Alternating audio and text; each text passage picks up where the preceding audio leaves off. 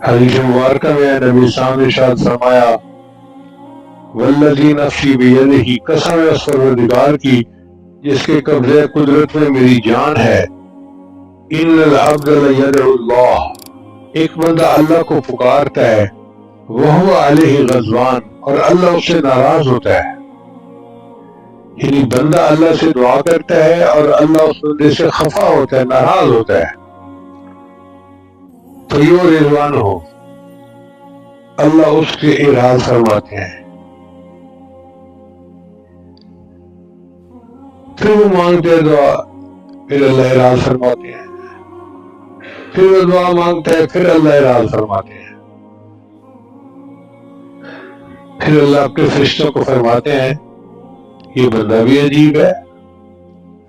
بار بار دعا مانگتا ہے، میں اس کی دعا کو قبول نہیں کر رہا اور یہ میرا در چھوڑتا ہی نہیں ہے۔ حدیث میں آتا ہے کہ اللہ ان فرشتوں کو گواہ بنا کر کہتے ہیں کہ میرے فرشتوں گواہ رہنا، مجھے اس بندے کے بار بار مانگنے سے حیا آتی ہے، میں اس کی دعا کو قبول کرتا ہوں۔ جو پروردگار اتنا عظیم ہو کہ اپنے بندوں کی دعاؤں کو قبول فرماتا ہو تو ہمیں کیوں جلد بازی کرنے کی کوئی ضرورت نہیں۔